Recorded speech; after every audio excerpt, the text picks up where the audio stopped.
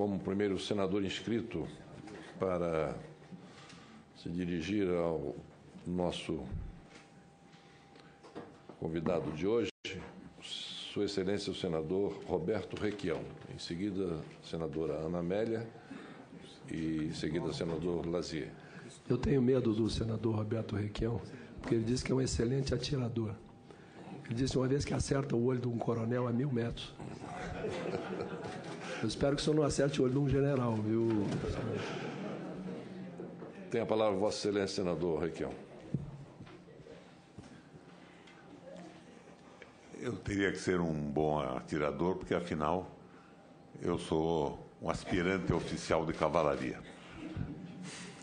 Mas, general, o que me impressionou inicialmente na sua exposição foi a contenção do alcance do míssil. Eu acho que as Forças Armadas do mundo hoje se debruçam sobre os mísseis. É a blindagem de ataque e a possibilidade de um ataque que não pode ser interceptado, né?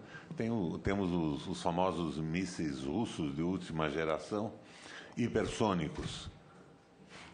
E cada vez menos nós temos tropas transportadas, mas mísseis que fazem a dissuasão e a capacidade de ataque em qualquer conflito. Então, eu acho preocupante a limitação do alcance e, fundamentalmente, o desenvolvimento de mísseis de velocidade que pudessem ser mais efetivos. Por outro lado, general, o salário máximo do coronel equivale, por exemplo, ao salário de um office boy de carreira da estrutura do Senado da República nos gabinetes. Isso é absolutamente ridículo. E nós temos essas diferenças brutais nas carreiras e nas corporações da nossa República. Eu tenho no meu gabinete uma folha de pagamento de juízes federais do Rio de Janeiro, de dezembro do ano passado, e, se não me engano, o salário mais baixo foi de R$255 mil, porque não se atém ao salário da estrutura, mas ele acaba sendo inflado com vantagens conseguidas por sentenças judiciais absolutamente incríveis. Mas, general, a preocupação maior que eu tenho... Ontem, inclusive, nós inauguramos aqui uma frente mista de defesa da soberania nacional. E a perspectiva dessa soberania se suporta em algumas análises. Por exemplo, general, na década de 80, nós tínhamos uma produção industrial no Brasil superior à dos tigres asiáticos. Se não me falha a memória, da Tailândia, da Malásia, da Coreia do Sul e da China. Hoje nós não produzimos 15% industrialmente do que eles produzem. E nós estamos vendo que isto decorreu do fato de termos entrado de cabeça na Guerra Fria, da financiarização da economia, na paralisação do desenvolvimento de projetos de investimentos em ciência e tecnologia. Mas a minha preocupação maior hoje com segurança nacional é o modelo que se está propondo para o Brasil. Como é que eu vejo esse modelo? Nós estamos propondo uma nova inserção na divisão global do trabalho. Nós seríamos o grande produtor de commodities do mundo. É ótimo isso, nada contra a produção de commodities. Eu venho de um estado agroindustrial onde fui governador por 3 vezes. Mas a observação que eu posso fazer é que hoje mais de 80% do comércio de commodities não tem mais um controle nacional. É o controle de empresas multinacionais. E, além disso, se propõe a venda sem limite de área do território nacional para empresas, fundos de pensão, para um investimento nesse projeto Brasil celeiro do mundo. Sem limitação. Hoje nós somos competitivos do ponto de vista do agronegócio de uma forma fantástica. Nós somos tão ou mais competitivos que os Estados Unidos em diversas áreas, as fundamentais, algodão, milho e soja. É claro que nós vamos conseguir uma produção fantástica, entregando a base da soberania nacional, que é o território. tecnologia de ponta, mecanização, significa um aumento fantástico de produção e significa desemprego também. Daí vem a proposta paralela, que me preocupa do ponto de vista da manutenção da soberania. O que é que se propõe? Se propõe a precarização do trabalho. Ao contrário do que fez a Alemanha na nova política alemã, com o famoso Horace Greeley e Alma Sachs, que criou a MEFO, a Associação do Estado Alemão com as grandes empresas na construção da infraestrutura, que viabilizou depois o desastre derivado da patologia do Hitler e não do sucesso do investimento econômico. Se jogou para baixo o lucro da rolagem da dívida de forma fantástica e se criou a MEFO, que era uma moeda não moeda. O que significava isso? Que havia uma garantia do Estado alemão, do Banco Central, para investimentos em infraestrutura, uma taxa interna de retorno, uma TIR. E em 6 meses a Alemanha retomou de forma fantástica o seu desenvolvimento e conta a lenda que a inflação foi contida numa semana, porque a moeda não influenciava a circulação do dinheiro. Nos Estados Unidos foi uma coisa parecida com isso e talvez até inspirada nisso. É o Taylorismo somado às ideias da linha de montagem do Ford. O Taylorismo é a especialização do trabalho. Então se pretendia aumentar a produtividade de uma forma fantástica com o treinamento e a especialização dos trabalhadores. O Ford pega esta ideia do Taylor e coloca numa linha de montagem e a economia americana inteira aumenta a sua produtividade de uma forma fantástica. Daí o Franklin Delano Roosevelt, que era o presidente, resolve condecorar o Ford. Ele recusa a condecoração. Não aceita a condecoração. Mas por quê, diz o presidente? Ele responde, porque nós estamos quebrando os Estados Unidos da América. E o Roosevelt pergunta, mas como com esse aumento de produtividade? E ele responde, é exatamente isso, presidente. Nós estamos aumentando de forma fantástica a produtividade, mas não temos consumo. O que eu faço então? E o Ford faz a sugestão que deu início ao New Deal. Vossa Excelência diminui a carga horária para que aumente o número de trabalhadores e aumenta o salário. Foi o que o Ford fez, ou que o Roosevelt fez, seguindo a ideia do Ford. Diminuiu a carga horária e aumentou o salário e, paralelamente, partiu para monumentais investimentos em infraestrutura. Eram as autoridades públicas, municipais, estaduais e federais, portos. Hoje até a dragagem do mar estadunidense é feita pelo Exército, não é nem pela Marinha. Não sei por que tiraram a Marinha disso, mas é o Exército que cuida da dragagem. E se retomou o desenvolvimento no famoso New Deal. Agora, nós o que estamos fazendo?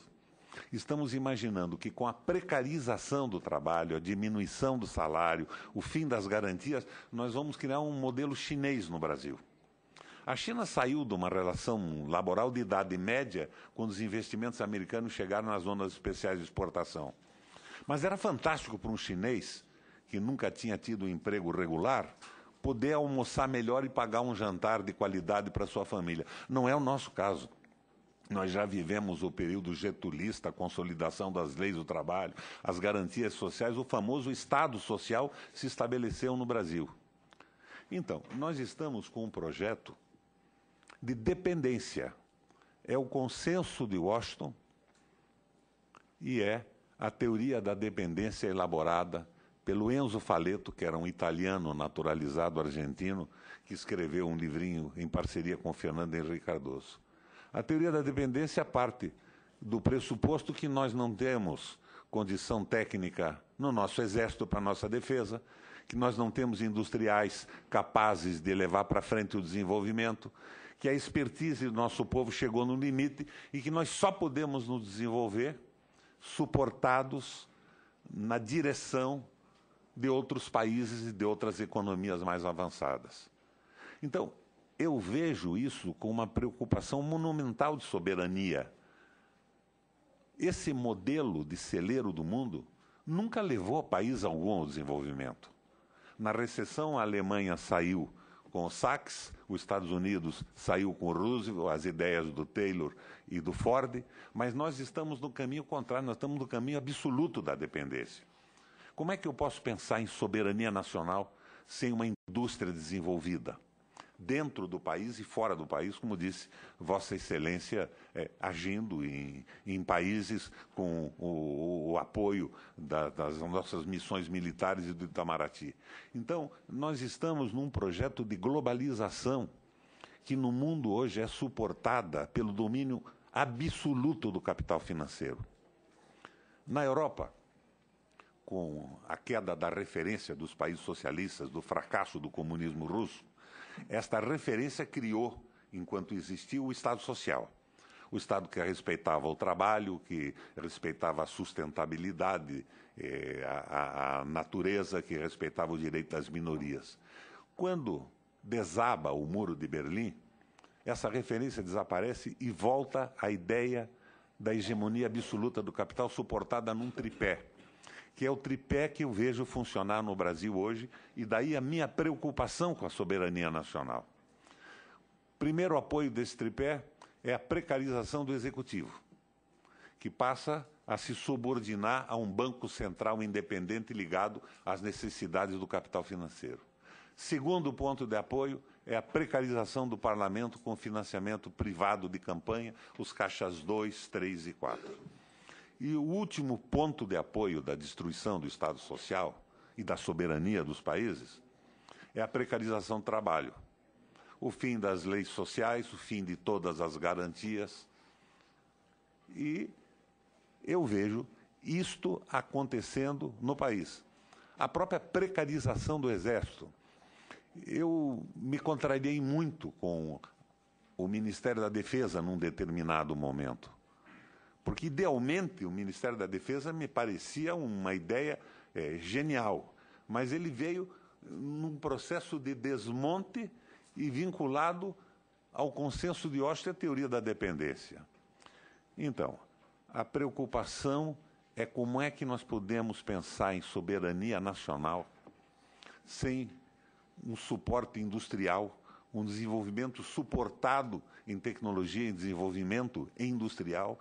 E nesta posição do Brasil, celeiro do mundo, absolutamente dependente de outros países. E o meu susto maior é quando o nosso presidente, antes de viajar para a Rússia, diz: não, a minha missão agora é a internacionalização da nossa economia.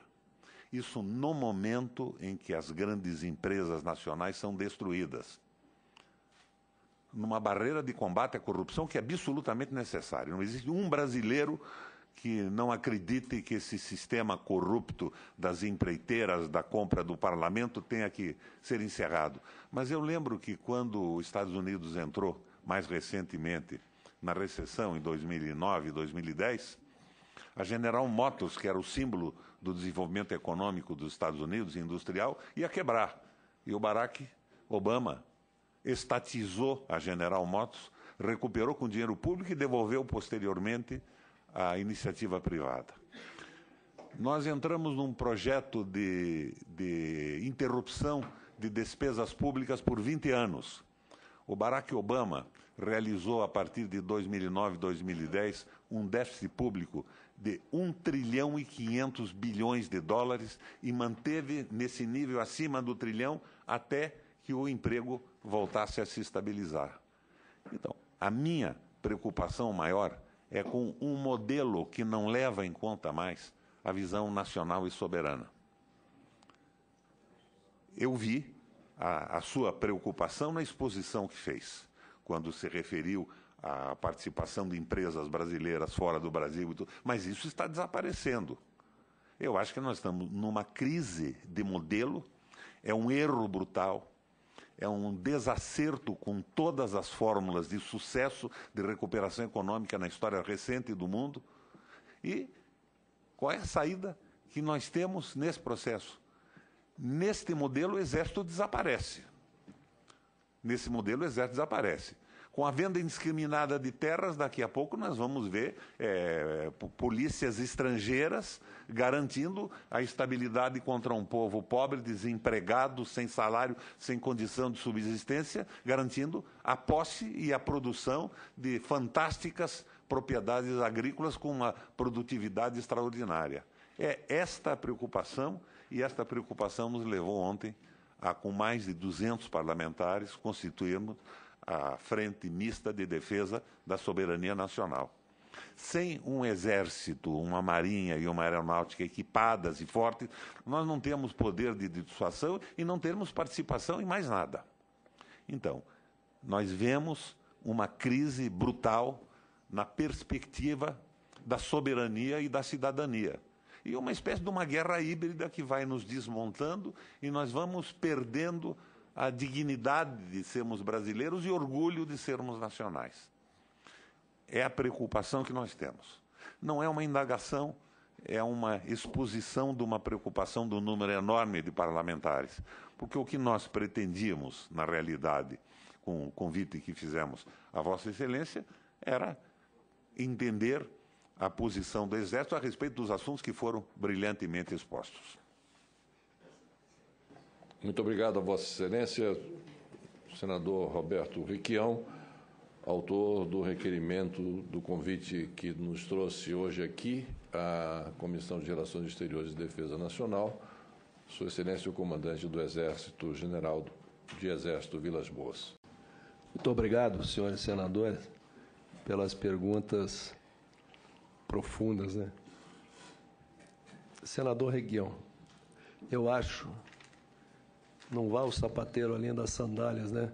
Mas, enfim, eu acho que a nossa crise ela é muito mais profunda do que a gente pode